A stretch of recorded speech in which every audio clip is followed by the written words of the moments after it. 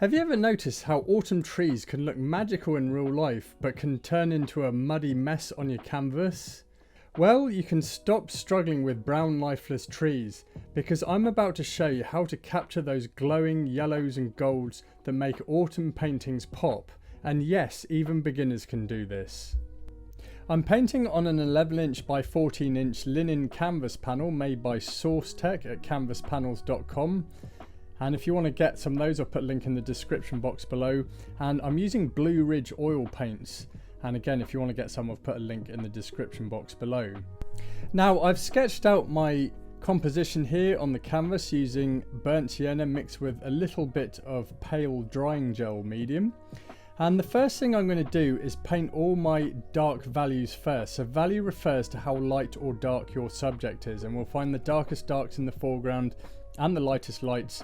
And then as landforms recede, the darks aren't as dark and the lights aren't as light. So I'm just marking in these dark shadows in the tree trunks and stems. And this was a mix of ultramarine blue with burnt sienna and a little alizarin crimson. And then next I was painting the shadows in the leaves of the trees. And for this I use a mix of yellow ochre with some alizarin crimson, some ultramarine blue and a little titanium white. Now, in order to create convincing looking shadows that don't look muddy, we need to keep in mind that the autumn foliage, because the trees are yellow, that yellow is in fact a light value colour, which means the shadows are likely to be lighter in value as well. And in order to prevent the colours from being muddy, we need to use yellow ochre with alizarin crimson and just use the ultramarine blue to desaturate the colour. So that means to reduce the intensity of the colour out of it. The other thing about painting leaves on trees is we don't want to be painting every single leaf, especially not in the beginning stages. So I treat the tree canopies as masses and I use broad gestural brush marks using a number 6 bristle flat brush. I used a similar sized brush for the hill in the background, and here I've used a mix of ultramarine blue with some burnt sienna, a little alizarin crimson and some titanium white. So it's kind of a violet blue, and that's going to be a nice complementary colour opposite to the yellow in the leaves. I painted the areas of the tree trunks that are in light using the same colours that I've used in the shadows, but with more titanium white in the mix and perhaps a little bit more burnt sienna. And then I painted the areas of leaves that are in the sunlight using a mix of yellow ochre, some cadmium yellow medium, some cadmium red light and some titanium white. And this makes a nice organic golden yellow colour that you can use in your trees. So I've used it here for this poplar tree that's on the right side of the painting. For the willow trees in the midground, I've gone for a lower chroma yellow, and I've still used yellow ochre and cadmium yellow medium, but I've used alizarin crimson and some titanium white. The inspiration for this painting came from some photos I took in Arrowtown in southern New Zealand in autumn. There's loads of willows and poplars and other deciduous trees, and they're all turning colour. So that's what inspired me to paint this artwork. Now, as I'm still in the beginning phases of this painting, known as the blocking in stage, I'm just using loose gestural brush marks. I don't want any detail here at all. I just want the main forms in the painting, colours and values to be established. Next I'm painting the sky, and this is a mix of ultramarine blue with a little cobalt teal and some titanium white. I decided not to paint any clouds in it because there's already quite a lot going on in the foreground and the midground, so I didn't want to overcomplicate the painting, so the sky is a bit of a rest area. Now, following this, I started working on the foreground and the pathway here, and this is a light value colour, and again I've used ultramarine blue with a little burnt sienna, some titanium white and a little bit of alizarin crimson, but the burnt sienna and titanium white are the most dominant colours in the mix, so it's a pretty light value. And then I can use the same colours here for the shadows, only the mix is a lot darker and there's a lot more blue in the mix. So whenever I paint landscapes, I'm always thinking in terms of value, i.e. how light or dark the area of the painting is. And what's really going to work with this painting is we're dealing with light value colours of the yellow leaves, because yellow is a light value colour, and then I'm able to contrast it against some of these dark shadows and the dark shadows of the hills in the background. Now when it comes to painting the grass in the foreground, there was a lot of straw coloured grass, and for this I used similar colours that I've used for the trees. So a mix of yellow ochre with some alizarin crimson, some titanium white and some ultramarine blue to desaturate. I also keep in mind that grass is one of the more lighter value colours in the landscape. And then I've mixed in some greens as well. There's some grass growing along there and also some other plants. There's also some trees there that are still green and some green bushes. In fact, some of the trees in the midground still had some of their green leaves on it and only half had turned colour. So this is going to add more interest into the painting. Now what I'm doing here is I'm just adding some more highlight to the trees, just forming the shape of the tree canopy, because by now I've got the canvas covered with paint, so I'm just starting to refine a few of these areas just whilst the paint is still wet, and I'm just getting the whole painting set up so that I can then, once it's dry, start beginning to add details to the painting and refining the various zones within the painting. Now, as I said earlier, when I paint, I'm always thinking about value, the lights and darks in the scene. And overall, to begin with, when I'm blocking in a painting, I keep my painting tonally darker so that I've got plenty of room to add my lighter areas as I work through the painting. And then I'll be saving my lightest value colours until the very end. So these will be things like the lightest lights in the leaves. Some of the leaves are shimmering in the full sun, so I'll be adding those there. Now, as the painting was completely dry at this point, I was then working on building out the forms of the trees, so making them look much more realistic and three-dimensional, and just building up more depth within them. So one of the things I did was to add more shadow areas to the willow trees in the midground, using a mix of yellow ochre with some alizarin crimson, titanium white and some ultramarine blue to desaturate. I'm also starting to use some more precision marks here with my brush, so I'm using some of these synthetic flat brushes. So the brush hairs are synthetic and you can get a much more precision edge with them. So perfect for adding a bit of detail. And as I say, I'm just building up the form of the tree canopies. So one of the things we want to do with trees is we don't want to be painting every single leaf. We just want to treat the canopy as masses, and then we can paint the suggestion of a few leaves, which will help to communicate loads of detail in the painting without it being overly detailed. Now another thing I was doing was adding a bit more shadow area to the poplar tree, and again using the same colours as before, so yellow ochre with some alizarin crimson, some ultramarine blue and a little titanium white.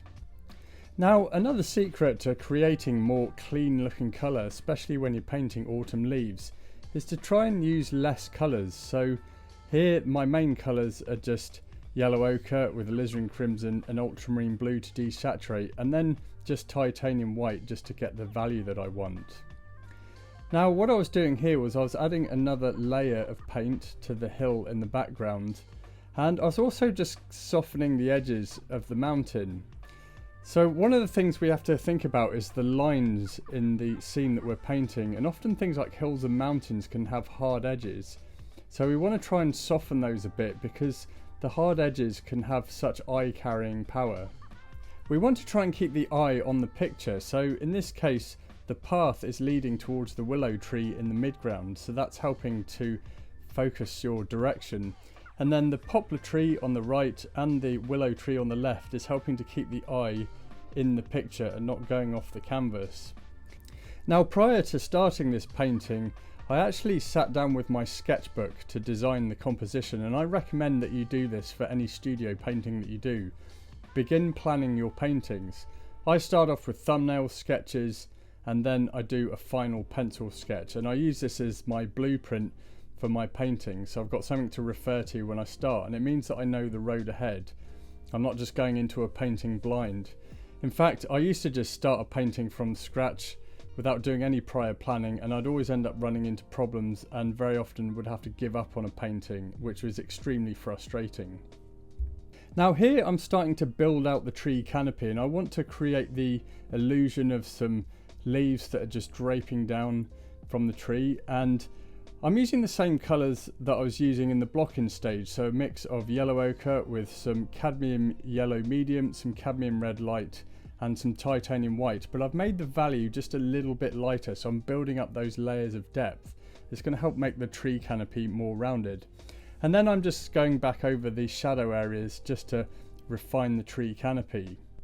Now once again at this point the painting was dry, and the next thing I decided to do was to start building out the detail within the willow trees in the midground, and that means painting the stems and branches of the trees. Now they're pretty dark, and I used a mix of ultramarine blue with burnt sienna and a little alizarin crimson, and then if I need to I can add some titanium white just to lighten the value a little bit.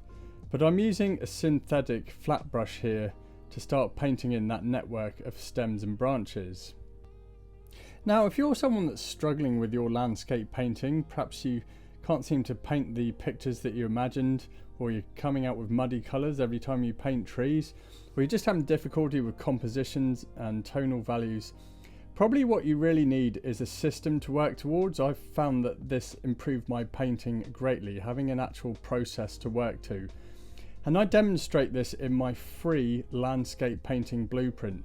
So this will help you with your landscape painting, and it will help you to take your painting to the next level as I show you my process for creating paintings. Now if you'd like to get my free landscape painting blueprint, all you need to do is just click the link below and I'll send it over to you. And as I say, it's totally free. Enjoy. Back to the painting, and I decided to leave the midground for the moment and work on the foreground as it needs a lot more detail adding to it. So one of the things I did was carry on painting the straw coloured grass, again using a mix of yellow ochre with some burnt sienna, some titanium white and a little ultramarine blue to desaturate. And then I started to paint more of the plants that are growing along where the grass is, and some of the grass as well that's still green. And for this I've used yellow ochre with some cadmium yellow medium, some ultramarine blue, and this is forming the base of my greens. And then with any type of green you really want to add some kind of a red element to it, as this helps to make the green look a lot more natural. So if you're getting nasty looking greens, quite often they're often overly saturated and perhaps not got enough red in them. So what I have mixed here is just a little bit of cadmium red light, and that just helps to tame the green, just helps to calm it down a bit and make it look natural. And then I can add titanium white, so this lightens the value but also helps to desaturate the green as well. If I want to increase the saturation of the green, I mix in some phthalo green or some cobalt teal, and that just shifts the hue of the green, so we can get some nice emerald tones there and some nice grass greens with that mix. So phthalo green's the only pre-mixed green that I ever use, and it's one of those colours that just kicks up the saturation, so you only need a small amount of it. It's a very powerful colour. And next I was working on the pathway here, so I'm just starting to refine the shadows here and just making sure that it all makes sense. Now one of the things, as I said, that I do within paintings is I hold off on my lightest values until later on in the painting. So for example, when I painted these initial tree trunks and stems here, I applied a darker tone. So they're half tones that are in these tree trunks. And now I can add some lighter value paint that's really going to create that more 3D effect in these tree trunks. Now I use the same colours that I used early on in the painting, so a mix of ultramarine blue with some burnt sienna, some titanium white and a little alizarin crimson. And the burnt sienna and titanium white are the more dominant colours in the mix. So all the while with my paintings in general, I start off darker and then I'm slowly building up lighter tone, and as I say, I save my lightest lights until the end. And if you follow this principle, your paintings will have so much more depth to them. So that's it for the tree trunks on the poplar tree on the right side of the painting. The next thing to do was to start building out the network of stems and branches in this willow tree in the foreground. So again, I was just using a dark mix of ultramarine blue with some burnt sienna and some alizarin crimson, and was beginning to paint that network of branches, and I was using a synthetic flat brush. Now at this point in the painting, everything was completely dry again, and this was the last session that I had on this painting. Now that everything was dry, I was able to add the last details. So I'm saving my fine details towards the end, as well as the lightest value colours. So I painted a few highlights on the sides of these willow stems. They're not really that bright because the willow stems are quite dark in value. And I also painted some reflected light on it. So I created some cool tones here using a mix of ultramarine blue with burnt sienna, some alizarin crimson and a little titanium white, and I edged the mixture more on the blue side. Now because I've used these colours for the light areas on these tree stems and use these colours elsewhere in the painting, it helps to maintain the colour harmony. So we'll create nice harmonious paintings by using common colours throughout your painting. So try and think about that. That's another reason I use fewer colours on my palette as well, because it means I'm more likely to use the colours that I do have on my palette throughout the painting, and it will help tie all the zones together so that the colours are more harmonious. Now what I'm doing here is I'm adding these last details to this poplar tree, so just tidying up some of these shadow areas, and then also painting the leaves on this willow tree that's on the left side. Now with the poplar tree on the right side of the painting, I finished painting the foliage by adding my lightest lights, and again this was the same colours as before, so cadmium yellow medium, a little cadmium red light and some titanium white, and making sure that the value is lighter than the previous layers that I've added. So this is where I was saving my lightest lights, and I was applying the leaves, or the suggestion of some of these leaves, as if they're hanging down with a number 3 synthetic flat brush. Now the last thing to do in this painting was to add the final details, so I'm saving the most detailed parts to the end. So this was things like painting more of the grass that's in the foreground, and I mainly used a 3/8 of an inch bristle dagger brush for this, and I was painting the grass in the direction that it's growing in.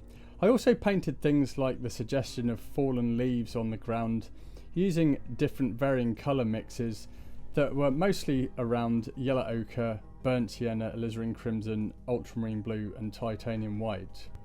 And then one of the last things that I did was to tidy up this mountain in the background. I wasn't happy with the shape of it, and just generally just add some final details and refinements to the painting overall.